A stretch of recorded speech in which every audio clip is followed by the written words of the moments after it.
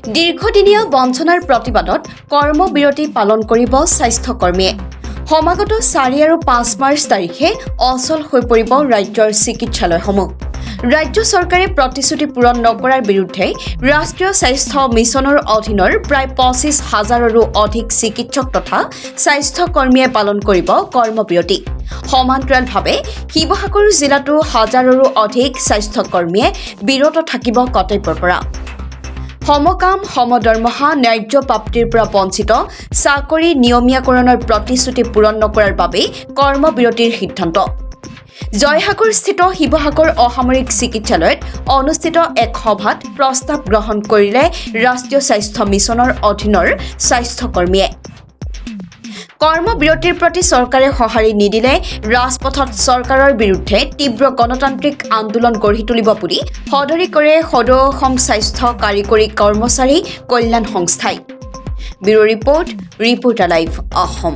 আজি আমি শিৱসাগৰ জিলাৰ NHMত কৰ্মৰত কৰ্মচাৰীসকল আমি সমবেত হৈছোঁ। আমি আজি এই এখন সাধাৰণ সভা অনুষ্ঠিত কৰিছোঁ। এই সভাৰ জৰিয়তে আমাৰ দীৰ্ঘদিনীয়া সমস্যাসমূহ চৰকাৰক অৱগত কৰিব বিচাৰিছোঁ। লগতে অহা 4 মাৰ্চৰ পৰা 6 মাৰ্চলৈকে আমি সম্পূৰ্ণ কৰ্মবিৰতি ঘোষণা কৰিছোঁ।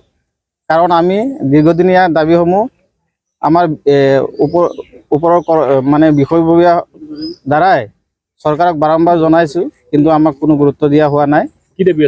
আমাৰ দাবীসমূহ হ'ল যে বিশেষ নিযুক্তি প্ৰক্ৰিয়াৰ জৰিয়তে NHMত কৰ্মৰত কৰ্মচাৰীসকলক নিয়মীয়াকৰণ কৰিব লাগে আৰু চাকৰি নিয়মীয়াকৰণ নোহোৱালৈকে 7 পে স্কেলৰ আমাক দৰমহা দিব লাগে। লগতে যিখিনি চৰকাৰী অন্যান্য সা সুবিধা আছে সেইখিনি প্ৰদান কৰিব লাগে আৰু সমকামৰ সমদৰমহা লাগে। আৰু মহামান্য উচ্চতম ন্যায়ালয় আৰু উচ্চ ন্যায়ালয়ৰ পৰা আমাৰ এখন ভাৰ্ডিক আছিলে যে সমকামৰ সমদৰমহা দিব লাগে। যিহেতু আমি একেখিনি কামকে আমাৰ ৰেগুলাৰখিনিও একেখিনি কামে কৰে, আমি NHMত কৰ্মৰত কণ্ট্ৰেকচুৱেল কৰ্মচাৰী একেখিনি কামকে কৰোঁ, সেইখিনি আমাৰ পূৰণ কৰিব লাগে। নহ'লে আগত আৰু আগন্তুক দিনত আমি গোটেই অসমত NHM কৰ্মচাৰী মিলি গণতান্ত্ৰিকভাৱে আমাৰ প্ৰাপ্যৰ বাবে আন্দোলন কৰিবলৈ বাধ্য হওঁ।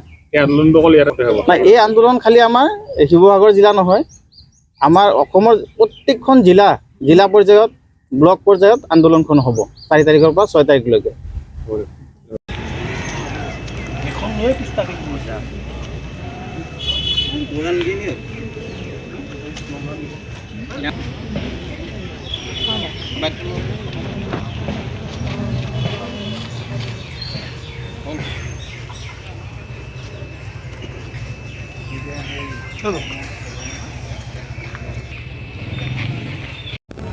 Reporter live.